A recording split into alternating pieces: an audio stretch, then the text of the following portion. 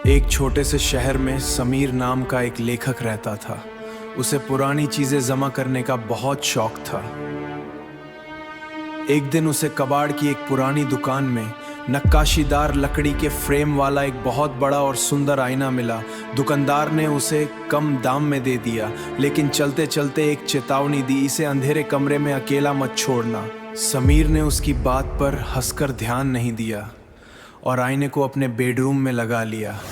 पहली रात जब समीर सो रहा था तो उसे किसी के फुसफुसाने की आवाज सुनाई दी। उसे लगा शायद बाहर हवा चल रही है, लेकिन अगले दिन उसने गौर किया कि आईने में दिखने वाला उसका प्रतिबिंब थोड़ा अलग था। जब समीर मुस्कुराता तो आईने वाला समीर एक सेकंड की देरी से मुस्कुराता। धीरे धीरे चीजें और भयानक होने लगी।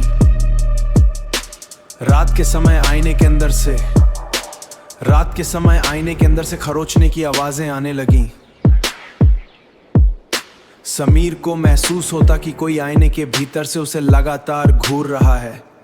कमरे का तापमान अचानक एकदम ठंडा हो जाता। एक रात समीर की आंख खुली। कमरे में घुप अंधेरा था। उसने अपनी टॉर्च जलाई और आईने की तरफ देखा। जो उसने देखा उससे उसका खून जम गया। आईने में उसका कमरा तो दिख रहा था, लेकिन वहां समीर की जगह एक बूढ़ा पीला पड़ा हुआ आदमी खड़ा था। उसकी आंखें पूरी तरह सफेद थी और वो समीर की तरफ हाथ बढ़ा बढ़ा था। समीर डर के मारे पीछे हटा, लेकिन उसने देखा कि असलियत में उसके पीछे कोई नहीं था। वो चीज सिर्फ आईने के अंदर थी। तभी उस बूढ़े आदमी ने आईने के शीशे पर अंदर से हाथ मारा और शीशा धीरे धीरे चटकने लगा। समीर भागकर दरवाजे की तरफ बढ़ा, लेकिन दरवाजा बाहर से बंद था। समीर ने पीछे मुड़कर देखा। आईने का शीशा टूटकर फर्श पर गिर चुका था। कमरा खाली था, लेकिन आईने के उस खाली फ्लेम से एक काली परछाई बाहर निकल रही थी। समीर जोर से चिल्लाया, लेकिन उसकी आवाज उसके गले में ही दब गई। अगले दिन पड़ोसियों ने पुलिस को बुलाया। जब पुलिस कमरे में दाखिल हुई तो कमरा पूरी तरह खाली था। समीर कहीं नहीं था, बस फर्श पर वो आईना पड़ा था जो अब बिल्कुल नया और साफ दिख रहा था।